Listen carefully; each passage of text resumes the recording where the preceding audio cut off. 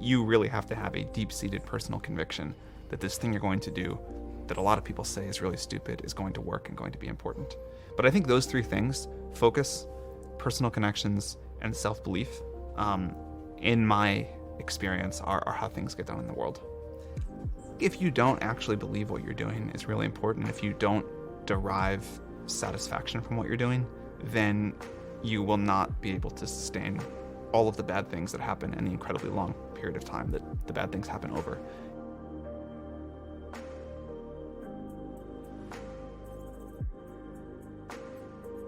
I think you want to look for the intersection of what you're good at, what you enjoy, and where you can create value for the world. And in my experience, if you don't find something at the intersection of those three, it's hard to really have an impact. I think most people kind of just fall into what they work on. They don't give it much thought, and there is benefit to that. Sometimes you actually have to just try stuff to figure out what you like.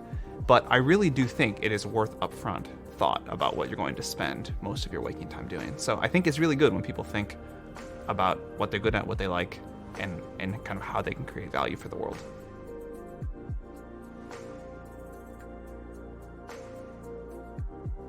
I think another thing that I have learned is that whenever I've helped people for no immediate benefit, and with no intention of ever getting a benefit at all, time and again in my career, it has really later benefited me a lot.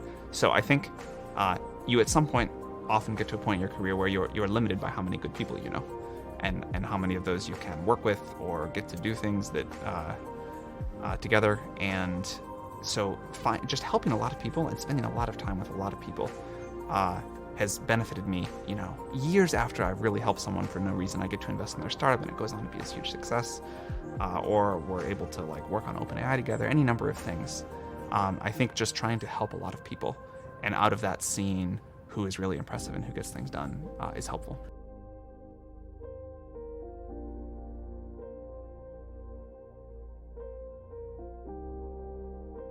I think most people give up on things way too early.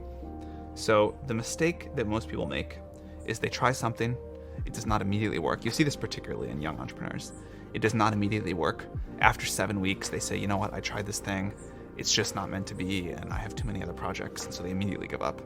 At least it's demotivating. Most of the founders that I have spent a lot of time with that have gone on to be super successful spent a very long time on their idea when a lot of other people would have given up.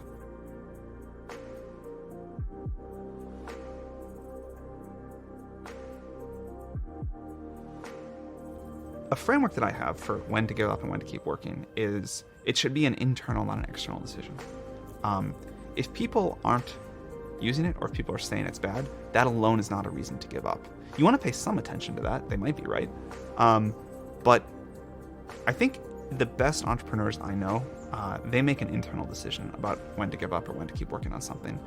It's basically when you have run out of ideas and something is not working, then it's a good time to stop.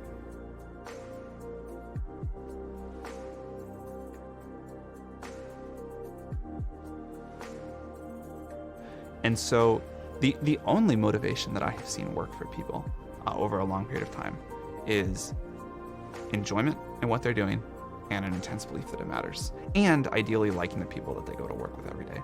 I think a lot of people find a deeper mission for why they do what they do, and that drives them then for the rest of the time they work.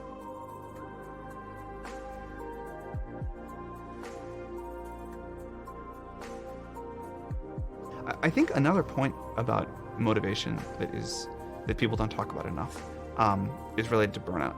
So I was told, and I thought for a long time, that you get burned out from working too hard.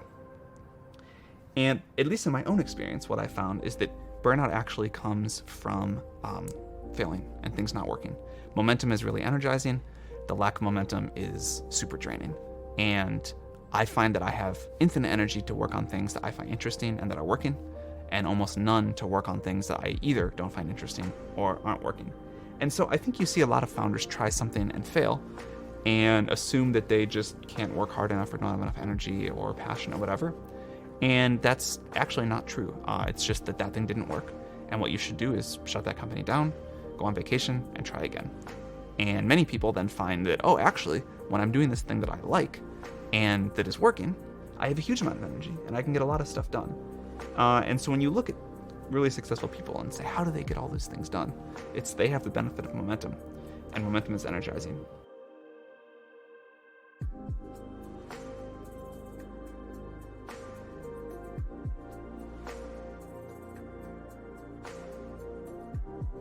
Being young and unknown and poor, that is actually a great gift in terms of the amount of risk you can take. And I think people don't capitalize on that enough. I think what risk actually looks like is not doing something that you will then spend the rest of your life regretting. And there's a quote, people regret way more the things they didn't do than things that they did do. So if you really believe in something, if there's an idea that you're super passionate about,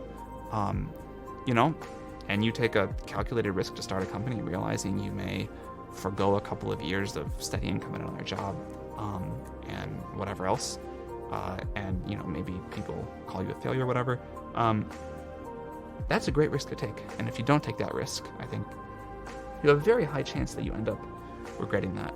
I think the wrong kind of risk to take is where people don't actually do things or don't commit to something because they don't want to fail, and they overrate the risk of failure. And the really important thing to strive for in your career is to be a doer, not a talker. And the reason that people don't do stuff, one is it's hard, and two is it's risky. And so you have these people that want to dabble in a bunch of different projects but never be all in on one. And I think it's this combination of work and risk. And it's, I think that's really bad. I think history belongs to the doers. And I think you should take a risk, actually do something.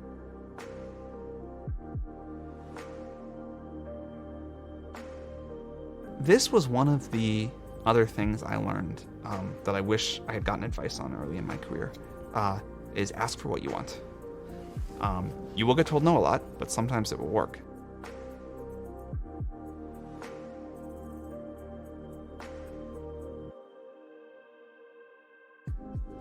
And they're just not aggressive enough. And I think being willing to ask what you want and be somewhat aggressive are really important characteristics. People don't want to fail. They don't want to be told no. They don't want to end up in some crisis. Each crisis gets less scary than the one before it. There are a lot of things that really go wrong, and they feel like company-killing events, and they feel like there's no way you're going to survive, because the crises are really bad. And the thing you learn is that you generally do survive these, and that the world doesn't usually end. And even if in the moment something happens, you have no idea how you're going to get around it, you eventually figure out a way.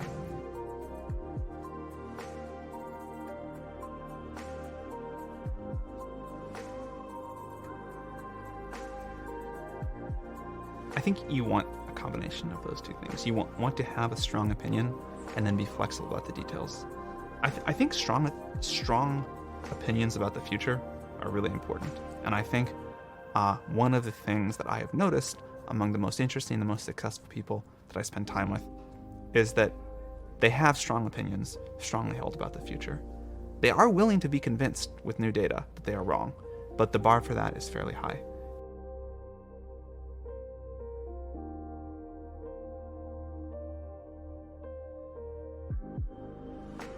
The other thing that I've found for all of this stuff that really matters is surrounding yourself with people who will make you more ambitious, make you more inquisitive, shift your perspective more. Yeah. Is really important. And basically all people, almost 98% of people in the world will try to pull you back and say, it seems a little bit too crazy, a little bit too out there, a little bit too ambitious.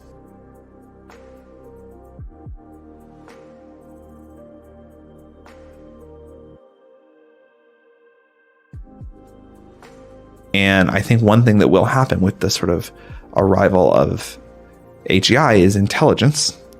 I got lucky, I got born reasonably smart, will be less and less of a benefit. 60,000 years ago, running around, intelligence wasn't that much of a benefit. Physical strength, endurance, much more important. 60,000 years from now, human biological intelligence, I don't think will be that much of a benefit again. And it happens to be at a moment in society where it is really valuable.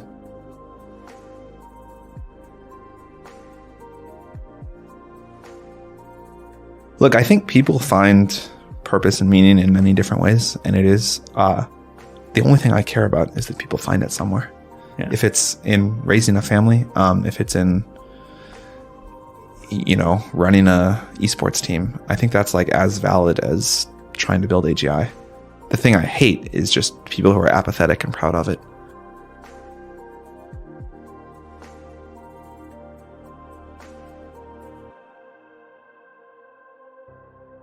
The whole idea is that people need to figure out themselves what they believe in and what they think and what they believe is high impact to work on for the future. So what I will say instead is it is really important to actually think hard about where you think you can make the biggest contribution that you're good at and the world needs and that you enjoy, and then go meet people to work with, go learn as much about that field as you can, and then have the courage of your convictions to actually take a risk and focus on it and go do something there, and that it's okay if you fail, and if you do fail, you'll not be in much different of a place than you are today, and you can go try the next thing. But I think really important to be willing to go take a risk and make some amount of sacrifice to be able to try to impact the world in some way that you really care about. And I think the sooner you get to work on that, the better you'll be